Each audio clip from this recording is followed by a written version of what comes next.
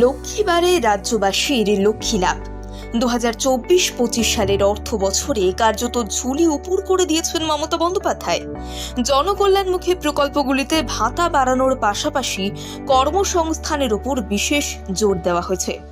রাজ্যে 5 লাখ কর্মসংস্থানের কথা বলা হয়েছে। স্বাভাবিকভাবেই এই ঘোষণায় খুশি নতুন প্রজন্ম। এদিন বাজেট নিয়ে কর্মসংস্থান নিয়ে একাধিক উল্লেখযোগ্য বার্তা দিয়েছেন চন্দ্রিমা ভট্টাচার্য। এদিন তিনি বলেন, সিভিক, গ্রিন ও ভিলেজ পুলিশরা এবার থেকে 1000 টাকা করে বেশি ভাতা পাবেন। রাজ্য পুলিশে তাদের যুক্ত হওয়ার কোটাও বৃদ্ধি করা হয়েছে।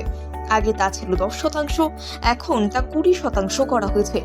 এই খাতে চলতি অর্থ বছরে 180 কোটি টাকা বরাদ্দ করা হয়েছে।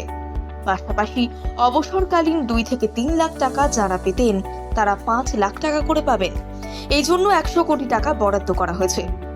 মমতা বন্দ্যোপাধ্যায়ের সরকারের উল্লেখযোগ্য ঘোষণাগুলির মধ্যে অন্যতম লক্ষ্মীর ভাণ্ডার প্রকল্প।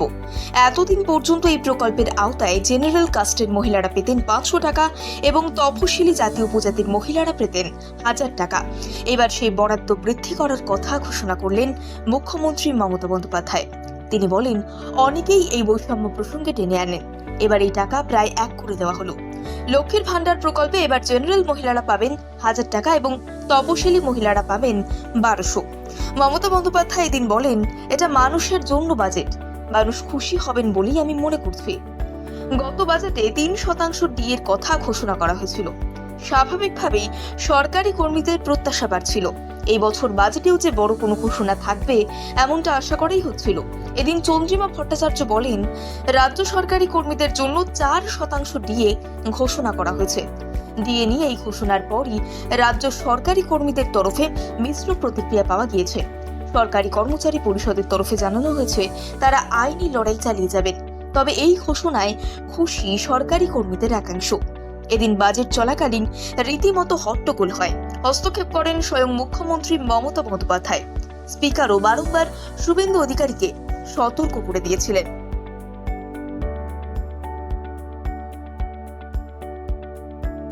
লক্ষ্মীবারে রাজ্যবাসীর লক্ষ্মী লাভ। 2024-25 সালের অর্থ বছরে কার্যত ঝুলি উপর করে দিয়েছেন মমতা বন্দ্যোপাধ্যায়। জনকল্যাণমুখী প্রকল্পগুলিতে ভাতা বাড়ানোর পাশাপাশি কর্মসংস্থানের উপর বিশেষ জোর দেওয়া হয়েছে। রাজ্যে 5 লাখ কর্মসংস্থানের কথা বলা হয়েছে। স্বাভাবিকভাবেই এই ঘোষণায় খুশি নতুন প্রজন্ম।